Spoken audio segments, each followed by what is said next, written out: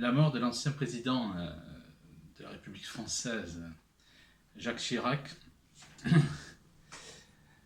pour ne pas le nommer, m'inspire, je dirais, plusieurs réflexions. C'est-à-dire que je vais donc utiliser, je dirais en quelque sorte, les circonstances de cette actualité pour le comparer à Charles de Gaulle et ensuite au grand roi français Saint-Louis, Louis IX. Alors déjà, pour commencer, je dirais que pour bien comprendre effectivement qui est un homme politique, il faut se rapporter à deux citations qui me semblent essentielles en guise d'introduction. C'est une citation de Drummond, l'auteur de La France juive, qui disait que l'homme politique dans la République a deux mandats. Un mandat qui ne compte pas, un mandat qui compte. Le mandat qui ne compte pas, c'est celui qui est donné par la vox populis, par le peuple. Et le mandat qui compte, c'est celui des loges. C'est-à-dire qu'un président ne peut pas exister sans l'appui des loges. Ce sont les loges maçonniques qui portent, on dira, un président, enfin un homme à être président. Ça, c'est ce que dit par exemple récemment un ancien membre des grandes loges maçonniques, des super loges, qui sont même inconnues des loges courantes, des loges régulières, qui dit, donc c'est Magaldi, actuellement en Italie, qui dit que la franc-maçonnerie crée l'homme politique et fait de l'homme politique ce qu'elle veut, c'est-à-dire un président ou un ministre.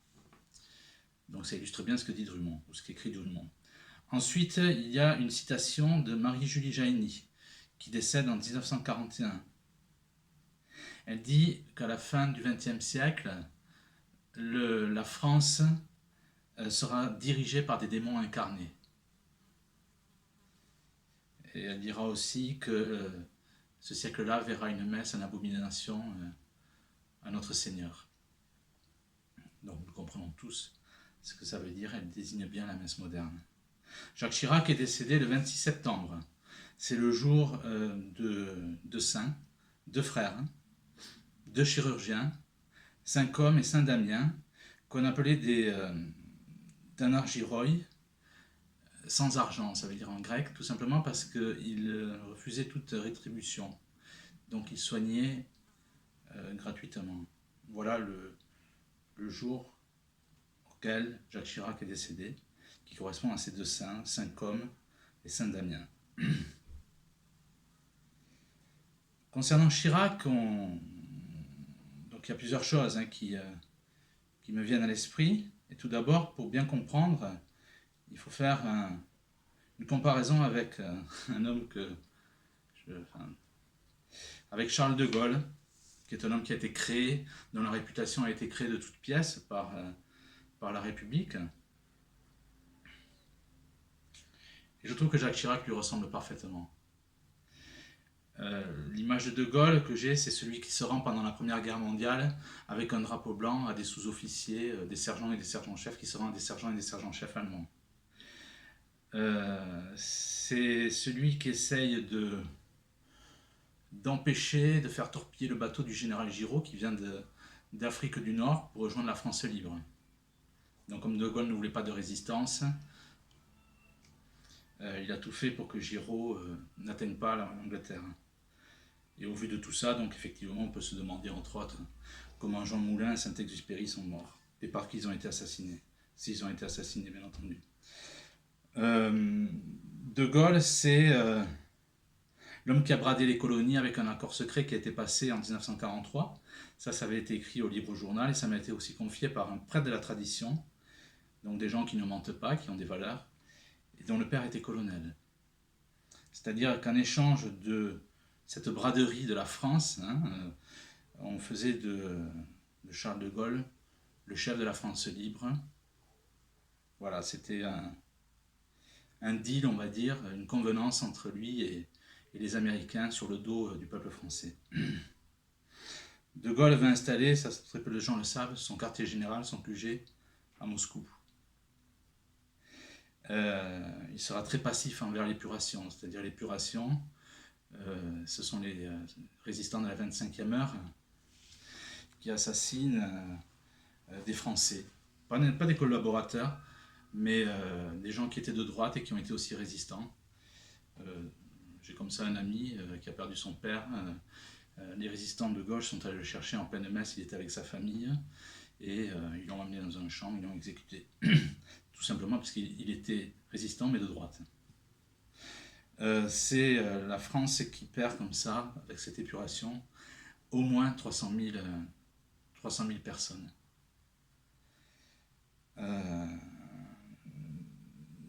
Voilà en quelques mots ce que représente De Gaulle, l'homme que Chirac admirait.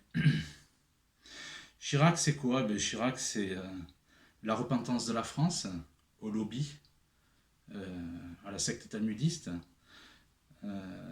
c'est-à-dire qu'il reconnaîtra la culpabilité de l'État français, chose que Mitterrand avait refusée. On se souvient d'une interview avec El Kabbach. Mitterrand lui disait « mais qu'est-ce que vous voulez ?» Parce que Mitterrand refusait de reconnaître la culpabilité de l'État français. Il disait « qu'est-ce que vous voulez, El Kabbach, est-ce que vous voulez que je me fasse circoncire ?» Chirac, c'est l'avortement, quand il était Premier ministre de Giscard. Alors tout l'intérêt, c'était que la droite propose ça, parce que si la droite proposait l'avortement, bon, c'est que la plupart de l'Assemblée, qui était majoritairement à droite, allait suivre, allait voter ce changement de société, cette loi, et la gauche, de fait, par nature, allait le faire. Et ensuite, donc à ce premier crime, un autre qui est ajouté, où on assiste à une inversion de la société, c'est l'abolition de la peine de mort. Alors j'ai écrit un livre qui s'appelle « Pédosatanisme et franc-maçonnerie », et on se rend bien compte d'une chose, quand j'ai écrit ce livre, donc ça m'a pris presque une année. C'est incroyable à dire, mais c'est la réalité. C'est que la peine de mort a été abolie pour que les pédophiles ne risquent rien. Quand on a bien compris ça et qu'on a cette lecture, cette grille de lecture de la politique, on voit bien que d'un côté, on assassine les enfants à naître dans le ventre de leur mère, et de l'autre côté, on incite à tout ce qui est dévoiement et on incite le lobby, on va dire, de la pornographie. Voilà comment on aide des gens comme Epstein, qui sont par milliers, bien entendu, y compris dans les coulisses des parlements. Jacques Chirac, je me souviens aussi d'un numéro de Rivarol du Libre Journal qui disait qu'on l'avait vu prier dans un cimetière algérois, et on supposait que donc c'était sur la tombe d'un de ses frères. C'est-à-dire que ces deux journaux remettaient en question son histoire personnelle, disant qu'en fait il aurait été un enfant adopté, que sa mère, ce n'était pas sa mère légitime. Elle a même jusqu'à écrire, donc ces deux journaux, ou un des deux en tout cas, que c'était le Libre Journal qui allait même plus loin. Il disait que, de Serge de Beketch, donc le Libre Journal écrivait que Jacques Chirac donc était certainement un enfant adopté, que sa mère légitime en quelque sorte était stérile. Il y avait deux livres qui étaient normalement écrits et qui n'ont jamais paru à ce sujet. Je veux faire aussi, au vu de ça, c'est-à-dire la repentance de la France, l'avortement, l'abolition de la peine de mort, qui est une régression de la société, parce qu'on n'exécute plus les gens qui devraient, voilà, qui devraient l'être. Et on promeut effectivement toutes ces activités de pédosatanisme à travers tout ça. Je le compare à l'opposé avec le plus grand maire de Vienne, qui est le maire le plus aimé, on va dire, le plus populaire 100 ans après sa mort, puisqu'il décède en 1905, c'est Karl Lueger. Alors Karl Lueger, lui, était contre la corruption, il avait refusé, c'était le plus grand maire de Vienne, il y a eu les Rothschild contre lui, qui ont tout fait pour qu'il ne soit pas élu, et il y est quand même arrivé. Donc il a été maire de Vienne à partir de 1890, et son mandat s'est arrêté à sa mort en 1905. C'est un livre que j'ai écrit à ce sujet qui s'appelle Lueger, Le maire rebelle de la Vienne impériale, qui est un excellent livre. Et donc Lueger refuse la moitié de son salaire, c'est le maire anticorruption. Il refuse même les soins d'un médecin parce qu'il a du diabète, il est complètement, enfin presque aveugle. Et c'est un médecin donc, qui coûtait trop cher, disait-il, pour la municipalité de Vienne. Et donc il avait préféré annuler effectivement les soins de ce médecin. Et Lueger, c'est l'homme aussi qui, ce grand maire de Vienne, dont on a débaptisé la seule avenue qui existait à Vienne à l'heure actuelle. C'est pour dire qu'elle gênait véritablement, ou que cet homme gêne effectivement la franc-maçonnerie. 100 ans après sa mort.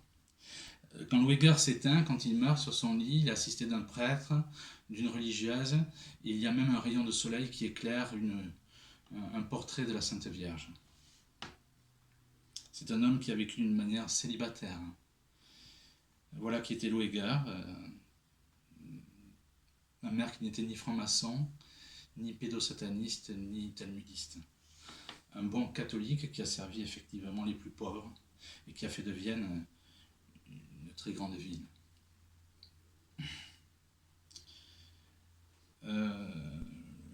Quand je vois cette vie qui est une vie modèle, je pense aussi à l'épisode de Lady Di, la nuit de la mort de Lady Di ou de l'accident. Le téléphone sonne à l'Élysée, c'est l'épouse de Jacques Chirac, Bernadette Chirac, qui répond. On demande son mari, elle répond Dieu seul sait où il est à cette heure de la nuit. Je pense que ce n'est pas besoin d'approfondir.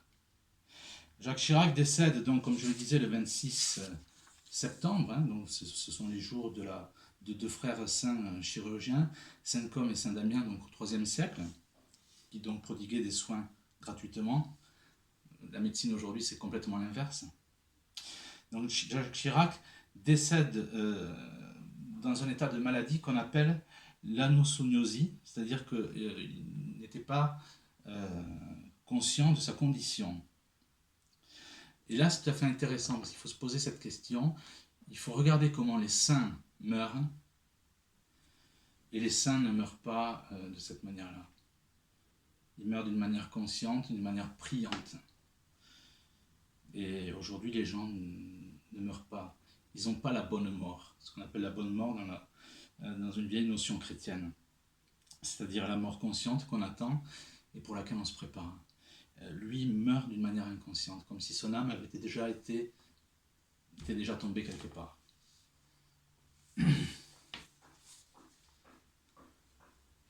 Donc Jacques Chirac a dû comparaître, je dirais, complètement à poil, sans ses amis francs-maçons, devant le Seigneur. Qu'est-ce qui s'est passé ? Le Seigneur lui a-t-il dit bonus servus eras, ou alors malus servus eras. Malus servus eras. Tu as été un mauvais serviteur. Bonus servus eras. Tu as été un bon serviteur. Malus servus eras. Tu as été un mauvais serviteur, tu ne m'as fait que des dettes.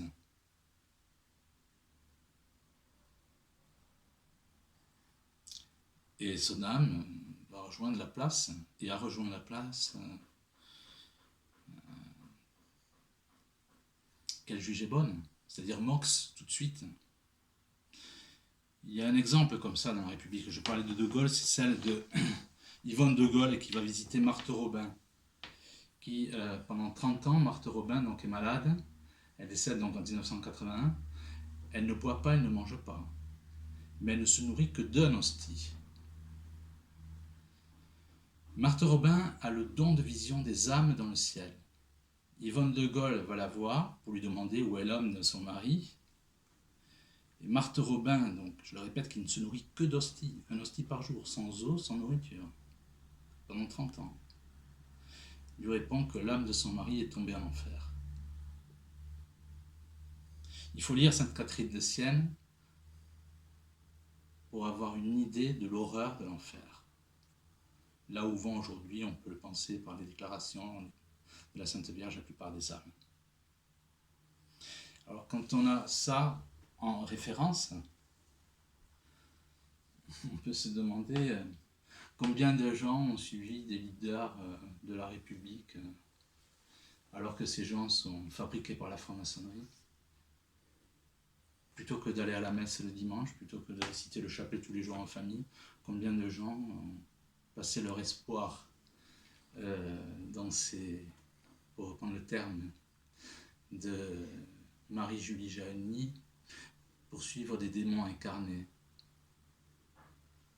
Combien de gens se sont damnés pour avoir suivi de faux maîtres, de faux princes, des malus servus, c'est-à-dire des mauvais serviteurs.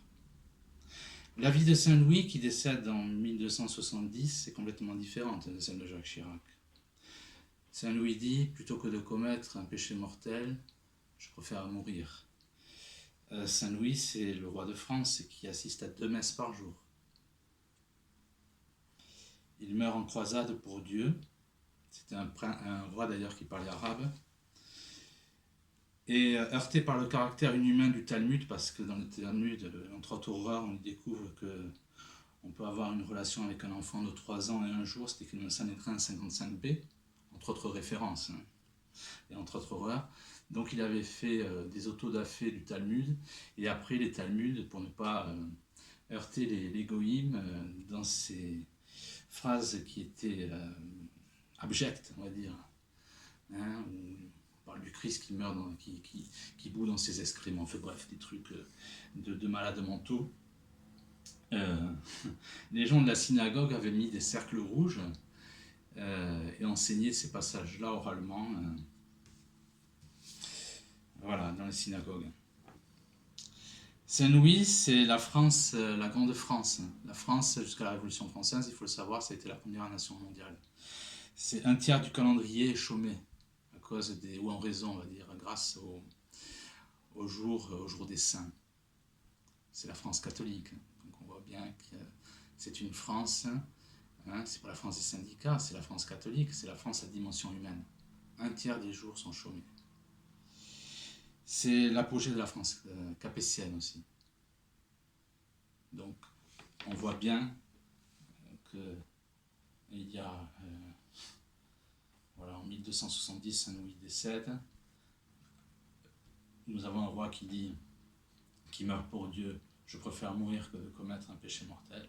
Et de l'autre, vous avez un président de la République qui a servi, on va dire, le mandat. Le mandat d'éloge, et certainement pour l'amener Dieu, on ne sait où à l'heure actuelle, mais certainement, si on en croit effectivement les propos de Marthe Robin sur Charles de Gaulle, et si je vois la mort effectivement par cette maladie, l'anosognosie, qui est complètement l'inverse de la mort d'un saint. Je me pose beaucoup de questions. En tout cas, ce qu'on doit aujourd'hui méditer, c'est quel maître devons-nous servir? Des faux maîtres qui nous amènent dans la franc-maçonnerie et en enfer, ou des vrais maîtres qui nous amènent au paradis? Et ces vrais maîtres ne sont jamais dans la République.